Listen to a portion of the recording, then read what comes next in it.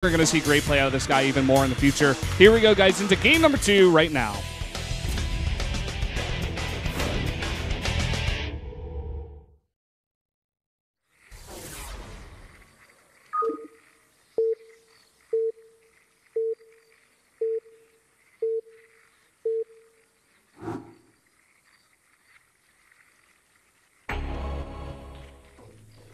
And in the top right, we do have Pet for StarTale. They need a sponsor. And down here in the bottom left in the yellow, the Terran player, it's Bbyong from CJ Entis. Mom Spaghetti. Mom Spaghetti. And Bbyong, very solid in the bio style. Be very surprised if we see otherwise from him, though we can go mech on this map. Not a bad mech map at all. Split that in half. Get that fourth base in the gold. Bob's your uncle. You got a nice split map in half. What did you say? Bob's your uncle. You haven't heard that? What does that mean? No, I don't know what that means. Can you explain this to me? I actually can't explain that. Oh, man. All I know is, like, job's done. Bob's your uncle. Okay. So it's like, kind of like, yeah. Bob's your uncle? Yeah. That's all I got. Look at these fellas. Welcome to the studio, guys. You don't have headsets, but... You guys are messing up. You're missing out on some fantastic commentary. Yeah. The problem is they can't hear us say that, so... That's a good point. Oh, well. Look at this cheeky drain. We are going to see a bit of an early scout from him. Maybe paranoid proxy reapers, proxy racks. Not going to be any of that today, Pet. So just relax. We don't really see that anymore. It was pretty much Maru and maybe like one other Terran who used to do it on this map all the time. It's like Maru and Marine King, man. Like those guys were pretty heavy cheeses when it came to TVZ way back when. Yeah. We're going to see Marine King today, aren't we? In the next match? No, actually, no. Never mind. He's got the day off today. Yeah. I think he definitely needed that after the last week, you know. Yeah, you need a bit of a holiday after that, man. No need to go back into that controversy, but definitely a lot of stress on that guy these days. Needs the break. Hopefully not to play more League of Legends, but... you never know. Never know, man. We are seeing Bbyong play again today, though. He'll be on the next match. That'll be nice. Yeah, Bbyong versus Alive. Gonna see the expand come down here from Bbyong. And it's gasless, actually. He's just going for Marines. Yeah, we have seen this a lot from Bbyong in the past, actually, now that I think about it. He's one of the few Terrans that continue to do this kind of style, going for a bit of a faster command center, but getting out Marines just the same, and it's going to help deny that Overlord scouting, help deny any sort of Ling harassment. And if we did see, like a pool first or something from Pet early on, it would have gone to waste, essentially, because Marines are out just that much earlier. Ooh, Overlord's got to be really careful. There are 2 Marines out already. Ooh, yeah, he could very well lose this if a Marine wants to go around the outside. He should be okay. Yeah. He's just going to take some pretty heavy damage, which means going in later is just not going to be a possibility. There's that one Overlord, and then there's the one that was heading towards the high ground, actually, next to the natural, but he's actually going to move more towards the third base now, over here on this big pillar. Kind of give him an idea of the timing of that third base, at the very least, I guess. Would probably want to try and get it above the natural so you can see when Buyer's going to move out. What's at the front there? Is there a block? Is there a bunker? But still, it's a bit of a risky biscuit if you're trying to get there once Marines are out. Definitely a risky biscuit, Moonblade. Do you have the factory coming down? Let's see what it decides to make out of that. Wouldn't be surprised to see Hellions, but I don't see a reactor. Okay, there it is. Ooh, and a pretty early Roach Warren here out of Pet. I think we may see a bit of aggression. That would have to be Sir Valdez. Otherwise, he's going to put himself quite behind with an empty Roach Warren. Just puts it down for fun, just in case. Well, let's see. Is he still going to go with the Speedlings as well? Looks like he is. He's making 6 more. This could be bad for Bbyong. He's going for third greedy CC here. He's also got 1 bunker for now. Perfect choice from Ped. He's done his research as well. Making a lot of Lings early. Wants to save up enough so we can get those Roaches out there. Could actually go for just kind of a Ling attack as well. That bunker is wide open. Only 3 Marines in there as well. This could do a lot of damage. It's like he's going to wait for those Roaches after all, though. Yeah. The thing about this is that Bbyong has no idea. And as long as Pet doesn't show him, for now he's just going to be making, normal units. He's making 2 Hellions. Those are going to be good against the Lings, but not against the Roaches. Well, here we go. Here we go. He's going to get a full surround on that bunker. And too late on that repair. Sorry, mules. Man, that is greedy. So greedy from Bbyong, you know, going for these lengths. Not even blocking off the natural like this. And now he's going to have to lift that CC. He's going to lose so much mining time. He does have that wall on the top of the ramp for now. We do have roaches coming across the map, and he's making only more units. No drones coming out of this. 8 more lings. Well, the one redeeming thing is we have Banshee on the way. One Banshee is going to help out so much against this kind of attack. It's going to be up to Pet to kind of find his way up there, though. Oh, very smiley. Lifts up that supply depot. But yeah, if he can hold on to the supply depots at the front here with SCVs, while this Banshee gets out, he might be able to just hold. That's the key right now. He just needs time. The Banshee's coming along. It's about to pop out here, actually. See that there on the production tab.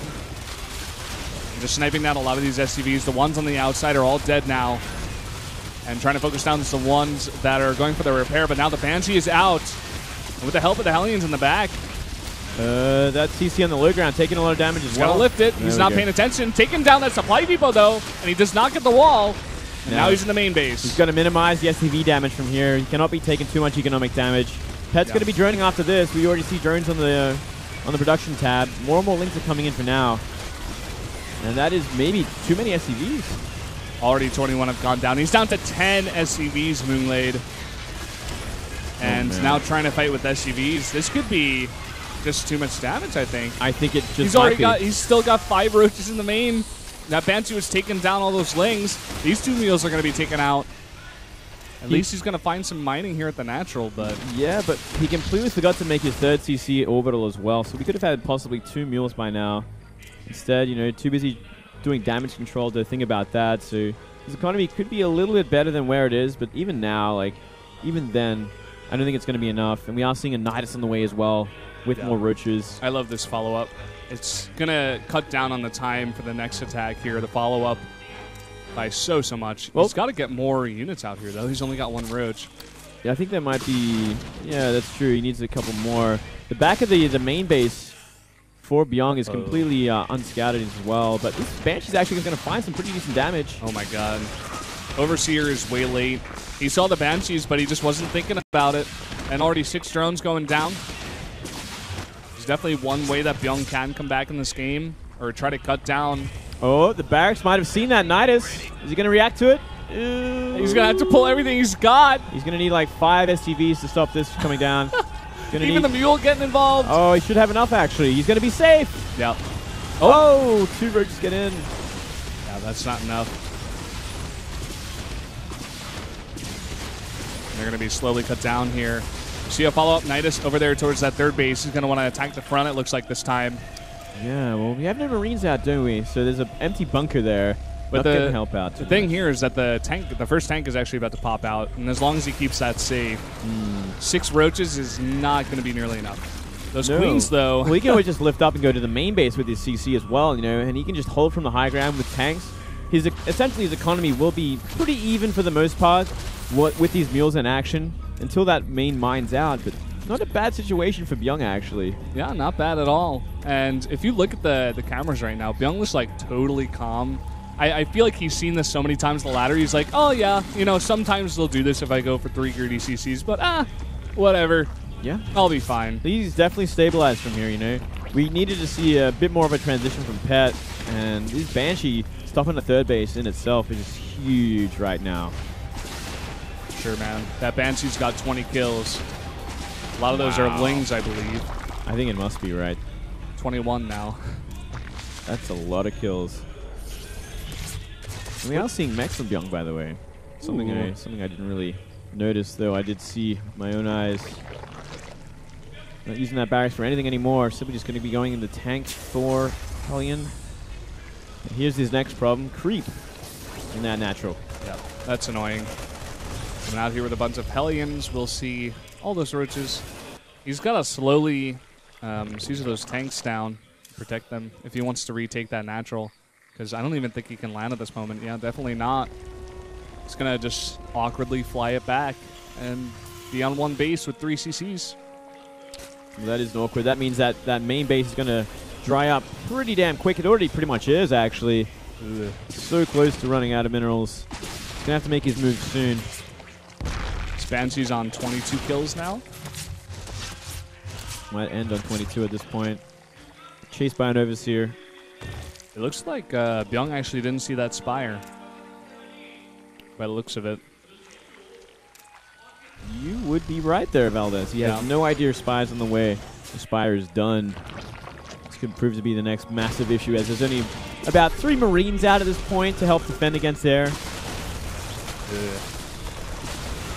Well, let's see. He's banking up so much gas. Looks like it's going to be Mudez, but he's lacking on the minerals for now. He's making 2 hatcheries at a time. And going to be able to fight this back here is Bbyong. Yeah, well, that's Marines doing the trick. Or it's a pretty rough trade, actually. I mean, I think he will clean it up, especially with the Banshee, but pretty big trade for these Roaches. Man, that creep spread. Looks like that hatchery actually got canceled somehow. Maybe the Banshee over there doing even more damage, it seems. 11 mutas on the way. Well, here's the big problem, right? We got about 2 missile turrets up so far. Yeah. And look at this. Bbyong moving across the map, looking to make some sort of damage happen now that he traded out those Roaches, but going to be running into a lot of Mutalists, and I think he just saw one. He's like, well, crap. Yeah. What do I have? He's on the run now, man. He's running back with his tail between his legs. He needs to get back to that one Thor that's coming out. That one Hellion blocking the tanks. Now they're definitely dead. Yeah, traitorous Hellion. And from here, I mean, he's going to be stuck in his main base again. And Pet looking for the next upset of today. Getting the repair here. Doesn't look like 11 mutas are going to do the trick. We got 7 more on the way. It's going to make a total of 19. In fact, there were 12 before. Damn. Hellion's coming to the 4th base. Going to do some damage, getting 4 kills. You know what? Even stopping gas at this natural is going to be huge. Ooh. Nice micro there. All right. So we got a Thor out. We got a Viking out. Might mean he can stabilize on this natural, but it's going to be 4 base against 2 in just a moment. And that creep spread denying the 3rd base for a long time to come.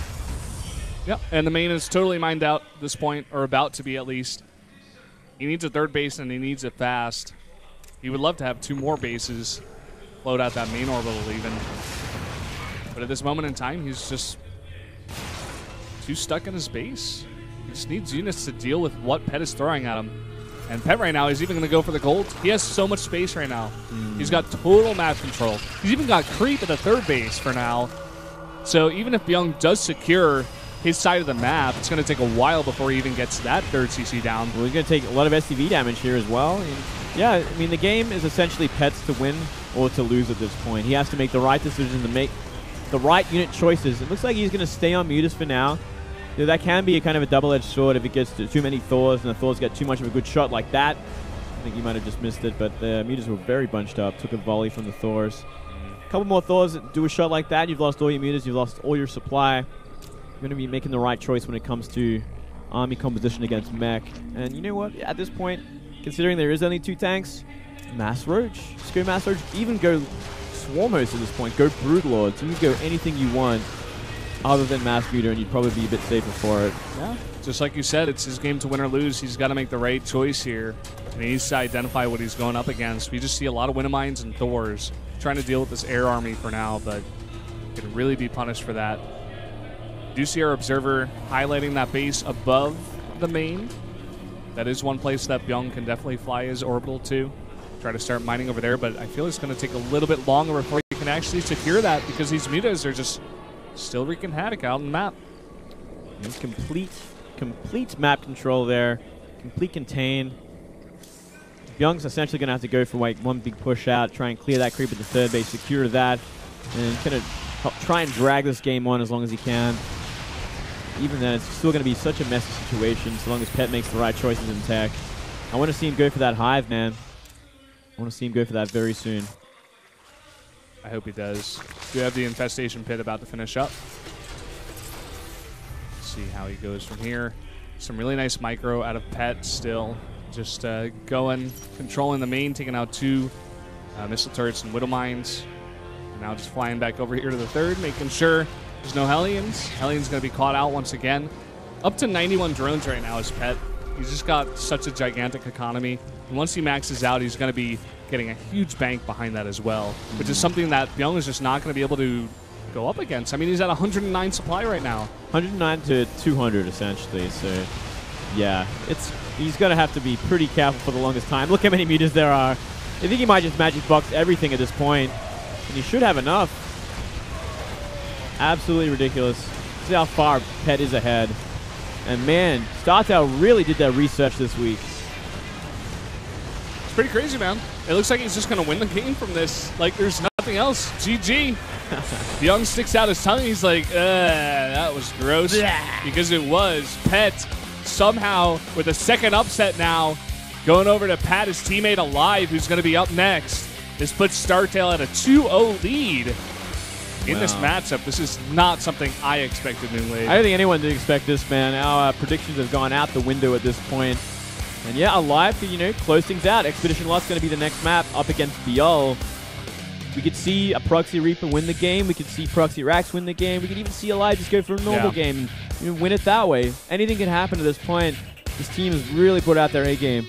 You were talking about how Alive is a bit of a tricky player. He's a trickster, man. Also, he's come out, I think, twice, and he's had these weird, games where he's almost won, but he's made, one or two crucial mistakes. Maybe it was nerves. Now that his team is up 2-0, maybe he can just throw those nerves away and say, hey, let me try to just play my game. It's okay if I lose. I got teammates behind me. And just, throw away those nerves and just try to do his best. And maybe we'll see a better game out of Alive here. They've got momentum at this point, man. They're going to be having a good time. Teammates going to be in there, pat him on the back like, you got this, brother. Just have fun, man. Even if you lose, we got game 4 to go. We got the ace match to go now. We've won 2 games. It's pretty unbelievable what these two Zergs have been able to do for their team. Here, Bbyong goes and talks to Sora, the Protoss player. Sora's like, geez, dude, I could have played. He's like, I can play better Terran than that. You want to 1v1 me later? What were you doing?